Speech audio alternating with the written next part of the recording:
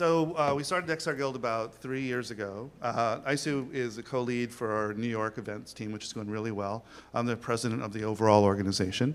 And we are dedicated to the idea that all people in the field should be thinking about ethics. We actually all want to think about ethics. We all want to be successful. We all want to make great products. But we don't always know how. And one of the reasons is, if you learned computer science or design, you probably didn't have any classes on ethics. If you went into civil engineering or medicine, or if you're a lawyer or a doctor, you probably did have ethics classes, and maybe even an oath and a test to see if you are ready to go. But in this field, we don't. And so we're trying to make sure that we do. And we want to start with continuing education for adults, professionals in the field, and we also want to work with schools. So on Friday, I'm going up to USC to talk about their efforts. They have a school called the Neely School for Ethics, and it's a cross-disciplinary school that is trying to teach graduate level students right now about it and what else we can do. So I'm still stalling for the slides. And so the New York meetup has gone really well. We had an event with Snap recently that went really well. And we have other events going on here this week. And if you're interested, come join us. There'll be some QR codes in the talk that will link you to various things that are relevant. Okay, go on to the next slide. We've already done that. Mm-hmm. Here we go. A, B, C, D. So, moral of religious duty. It's a good thing I know the slides, right? Duty to each other. Carefully consider our choices, or a bunch of BS. And I warn you, there's always somebody that says it's a bunch of BS. So, raise your hand, A. Let's see. Raise your hand for B. Raise your hand for C. Okay, and then raise your hand, the one person raise your hand for D. Can I see it? I don't know where. Can I see in the back, maybe? Show yourself. So one more slide. So the question is then, whichever one you picked, there's another question that you need to ask. If you picked A, then you have to ask, to which set of beliefs are you subscribing? Because there are many, and they're not all compatible with each other. So you do have to kind of be specific there. That's one of the reasons why A may have some issues. If you pick the duty to each other, it also has questions of to whom? Is it to your culture, to your country, to your company, or maybe to everybody? But then is it all humans? Does it include AI? Does it include, there's always a limit to where the boundaries of who we consider us are and who we owe. C, carefully consider our choices, good or bad. I think most of you said that. I'm glad to see that. And D, bunch of BS. I don't want to name and shame anybody, but basically the question is, are you a sociopath? Because that's usually what sociopaths will say, is that empathy doesn't matter. But I'm going to argue that even sociopaths can have ethics. So move to the next one. So which of those is the most practical? And the answer, of course, is C. Thank you, most of you said that. That means you know what you're talking about, in my opinion. And the reasons why, though, are important. So it doesn't require any beliefs or social debts. It works across all cultures. Generally, the answers are very similar. And even sociopaths can be ethical because, one more? Because. Success means customers will love your products. If you care about making good stuff, and that means making money in the business world, you will be successful, but your customers will also be happy. It's only when you want to exploit your customers, generally, that is where you get into trouble, where you take shortcuts. A lot of times it's just not being considerate enough. So how do we determine the greatest good and the least harm? Okay, so it takes us to our first secret sauce: learn from past mistakes. Never make the same mistake twice, but always bigger and better. So looking at the past, seeing what has happened, requires research, learning from the history, and libraries are a great resource for that. And as we mentioned earlier, before we started, we have XR Guild Ethical Library right now that you can reach out to learn from past mistakes, but also, how to make it better. This is the QR code, takes you to the library. And this chart really helps us to actually also, we have our own experiences, not only the past, but also currently things are happening around us. Oh, self-driving car was late. So just think of a technology and feature and how it has been misused unethically and which kind of negative outcome it created, right? Keep it to yourself. We will come back to this later, but it's a great way to learn from the past. And thinking about all this unethical way of using the technology, social media all around us is a good example. Yes, it has beneficial way of using it, advantages, but also it has been used in a way to trigger us, to make us angry, upset, overwhelm, which is actually causing an emotionally overwhelming situation and making us thinking irrationally, and we might act against our own best interest.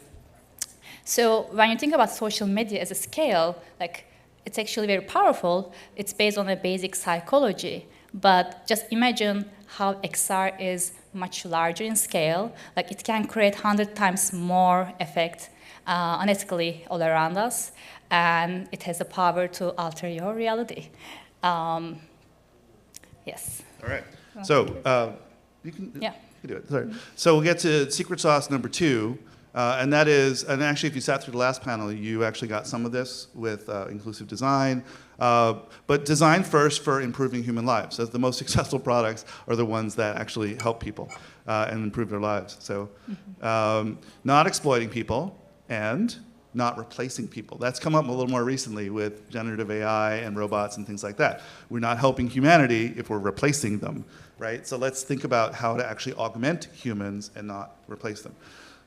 So you can start with a great idea and then apply the technology. So you have to actually prove that it works first. Before you apply the gasoline and the scale and the billions of people, first get it right, right? It's very, very hard to fix it when you're at that scale. You get some benefits from the scale. You get more people testing it, more information. But you really got to get the core of it right, or else you're going to bake some really bad values into what you're trying to do. So good tech doesn't make bad ideas good, but bad tech can lead to bad outcomes pretty fast. That's always important to understand. Okay, so let's flip the script, right? We had done other exercise before, what has gone wrong, and think about like what can go actually better, right? What can we do? So the best way to affect the future in a positive way, to imagine it first, to visualize, to manifest in a way. So thinking of how you can use the technology in a better ways, ethically, and which kind of outcomes it can bring you is a great way of actually first step for the future to make more ethical products. So as an example, I happen to like this company a lot. They don't pay me, but I would endorse them. I have a lot of their products at home. They basically just said, how can we just make basic kitchen utensils better? And they figured out better handles, better workability. I mean, how many people got frustrated with a can opener and how hard that is? It works really well now. And so I have a lot of them, and I just can't recommend them enough. Even the measuring cup is thought of like, let's put it at a diagonal so you can read it regardless of the level of the liquid. They sat and they thought through what to do. And they've also made some ethical promises. I think this is really important for companies. We don't want to see companies just say, don't be evil, not naming names. But that doesn't help us, because what does it mean? What are you promising to do or not do? They've said specifically that they're continuing to focus on diversity and inclusion, and they also donate 1% of their profits to environmental issues. So I respect that. I can't verify that they're doing it, but they say they do it, and if we find out they lied, we're going to hold them accountable, at least socially. So this is a slide that's derived from something I did a long, long time ago, but it's worth taking a second to talk about it. If you're a designer, it's a really cool process to try to figure out what the future is going to be. And so the basic idea is take any technology, like the telegraph or the telephone, and define it as a superpower, cast it as a superpower, and then figure out the projection of that superpower into the future. Now, it could be a pretty lame superpower. Telepathy is mind-to-mind connection, but the telephone's obviously you have to speak it out loud, right? You have to hear it. It doesn't work for everybody. If you might need something that turns sounds into words, or vice versa. But it's on the path to telepathy. And so the telegraph was the beginning of that path, and ultimately, maybe we all have chips in our head, who knows, we have some sort of telepathy. And so what is the projection of that path? Because the path represents a basic human need. That need doesn't go away, we just get better and better ways of meeting the need over time. So you could take all these technologies. Television is a primitive form of clairvoyance. The airplane is actually a primitive form of teleportation. Ultimately, we'll be able to blink and go somewhere. Here it takes a little time, but it's the easiest way. Even the wheel is essentially the easiest way to move heavy objects. You know, it's not, you know, Yoda mind powers yet, but it's the closest thing we have to it. And of course, on the bottom, we have examples of other companies that jokingly are giving us other kinds of superpowers that are real superpowers. The joke part is just sort of the downside of it. But they really are trying to approach that thing. Google is really trying to have you know everything. Like that's their goal. And if you can imagine them in the future, you have a Google implant that will let you know anything that they figured out. Okay, so thinking about the superpowers, we are not here to overpower anyone else over each other, right? We are trying to actually build the whole ecosystem together, nurturing the ecosystem and acting in the long-term best interest of our customers, creators, employees. So it's actually like a cycle, it's like a loop. You are feeding the loop, you are feeding the cycle, you are part of the cycle in a way. So nurturing the ecosystem, rising the tide all together, all the boats are going up together. It's not like we are trying to create the fastest boat, we are trying to raise all the boats together kind of approach.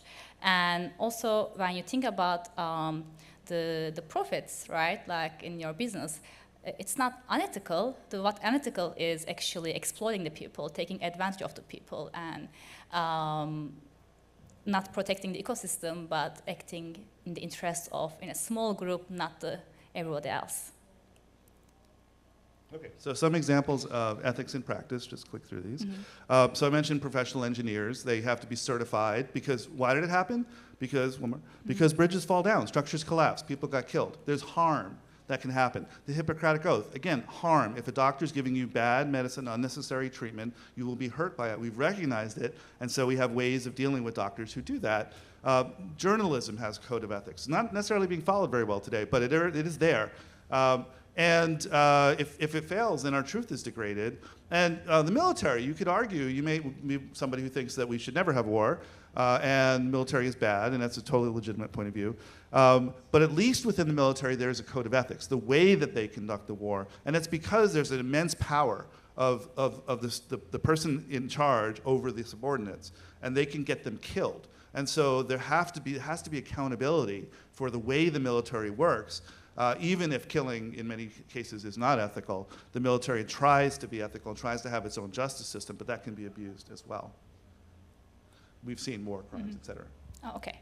So thinking about the ethics, when you think it as like a DNA of your practice, it acts differently than just bringing it over as an add-on, right? So thinking how to empower your employees. The Andon Core is actually a very good example on how in the assembly line in Japan, in the automotive industry, any employee on the floor has a right to pull the trigger, pull the cord, if anything is going wrong, independent from their pay grade, right? Everybody has access to that cord to stop the assembly line, to be able to have a control over on anything is going wrong. And what it does is it's actually empowering the employees. It's building trust and accountability. And it's valuing quality over quantity. Versus another example in Detroit, that would have been actually a terrible thing that maybe you might have been fired, slowing down the assembly line. So it's a different approaches in the cultures and how we approach the ethical quality in the companies. But it's not only empowering the employees, it's empowering everyone, valuing your customers equally as well. And when you think about all the customers, they are not equal in a way. You have like underserved communities. You have communities like neurodiverse audience that you are trying to reach. So a good example to actually treat them equally is maybe conducting neurodiverse user tastings, right? Or offering low stimulation modes of your services.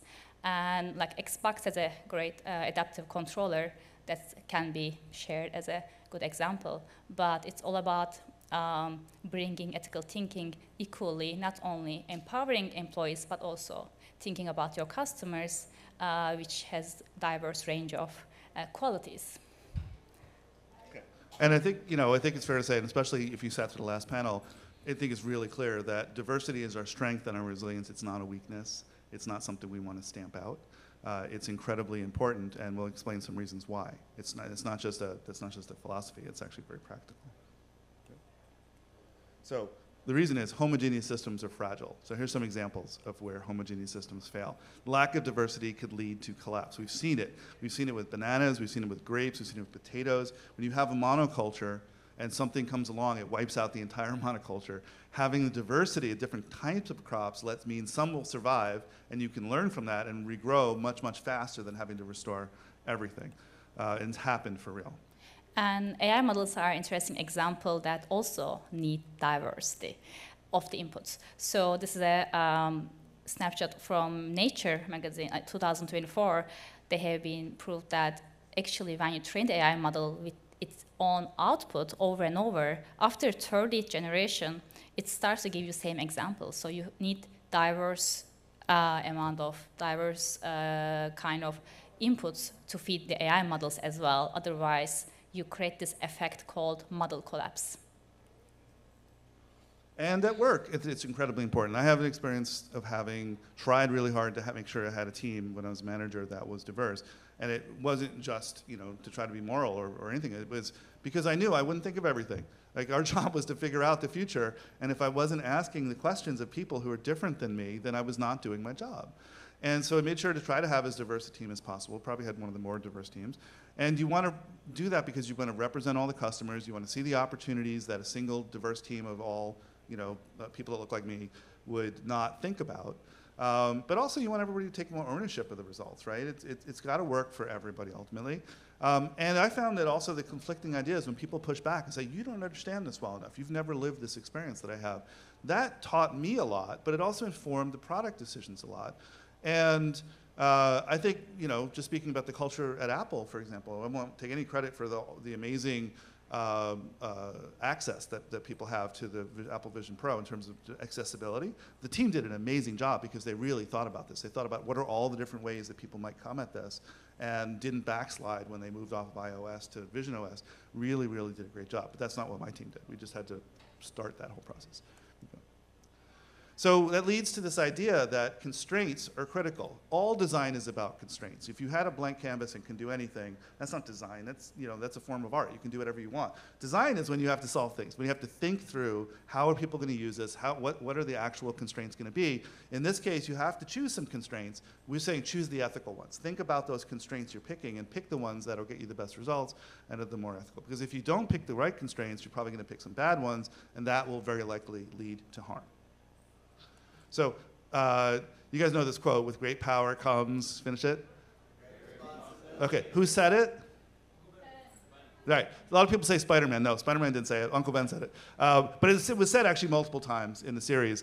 The issue with human superpowers, and Kiichi Mutsuda and I have had this conversation many, many times, he's over sitting in the audience, is we want to create superpowers for humans, but superpowers also can bring out the worst in us. There's a negative side, and you can think of some examples. We've given the power of driving massive vehicles on roads at high speeds, but there's also road rage. You've empowered us to hurt each other intentionally with cars. Maybe not when we're rational, but guns lead to school shootings. Drones lead to remote killing of people. And Google Glass leads to glass holes. So if you want to give everybody superpower without constraint, it leads to suffering. And I had a Yoda slide next, but we took it out. So the current trajectory, though, is if there is great power without great responsibility. And I do recognize there are efforts within the big companies to do this, right? That people are trying. But on the whole, you can look at it and make a lot of criticisms. Without the social constraint or the legal accountability, it leads to harm. And the robot and the Gen AI companies specifically are boasting almost about replacing people and even replacing relationships with AI, and that's going to lead to harm. That's human harm. Maybe not, harm to the planet, but harm to humans. And it's for their narrower benefit. They're not thinking long-term enough. For some people who are generally considered visionaries, they're really not thinking long-term enough about the impact of what they're doing on real people. Mm-hmm. And it brings us to great design requires ethical constraints to minimize harm and maximize positive outcomes. And as a designer, I approve this. And to wrap up, the secret sauces we have covered today is on the screen. 5 of them we touch base.